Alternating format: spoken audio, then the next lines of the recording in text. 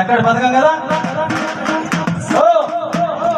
Bus ఎక్కడ ఎక్కి bus ఎక్కడ దిగినా, బస్సు ఎక్కడ ఎక్కి బస్సు ఎక్కడ దిగినా, బస్సు ఎక్కడ ఎక్కి బస్సు ఎక్కడ దిగినా, ఏ పల్లెల నుండి ఏ జిల్లకు పోయినా, పల్లెల నుండి ఏ జిల్లకు పోయినా, ఏ పల్లెల నుండి ఏ జిల్లకు పోయినా, పల్లెల నుండి ఏ జిల్లకు పోయినా, ఆర్టీసీ బస్సులో అక్కలారా నీకు ఉచిత ప్రయాణం మా తల్లులారా. ఆర్టీసీ బస్సులో అక్కలారా నీకు ఉచిత ప్రయాణం మా తల్లులారా. ఆర్టీసీ బస్సులో అక్కలారా మీకు ఉచిత ప్రయాణం మా తల్లులారా. ఆర్టీసీ బస్సులో అక్కలారా నీకు ఉచిత ప్రయాణం మా తల్లులారా.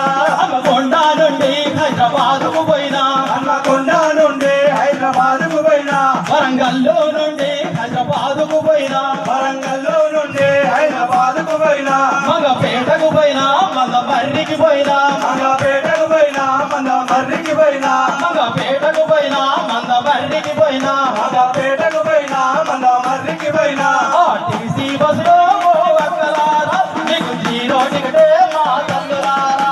ఆర్టీసీ బస్సులో పెద్ద పెద్ద వైద్యశాలలలో ఆరోగ్యాన్ని మంచిగా మెరుగుపరుచుకొని పోతున్నారు మన అమ్మలు, మన అక్కలు, మన చెల్లెళ్ళు. మరి అటువంటి చక్కటి పథకం. అదే విధంగా ఊళ్ళలో పని పోతే మరి కోదకు పోయినా కలువ పోయినా 300 వస్తాయి. అదే పట్నం వచ్చి పని చేస్తే 800 ఇస్తాను. ఏదినయ్యా బస్ కిరాయి లేదు, సగంగా వస్తాను. కాబట్టి ఒక చక్కటి పథకం మహాలక్ష్మి పథకం. మరి ఒక సంవత్సరం లోపలనే 116 కోట్ల మంది మహాలక్ష్మి పథకం ద్వారా ప్రయాణం చేశారు మన అక్కలు, మన చెల్లెలు, ఈ తెలంగాణ రాష్ట్రంలో ఉన్నటువంటి మరి మహిళా సోదరి మనులందరూ కూడా.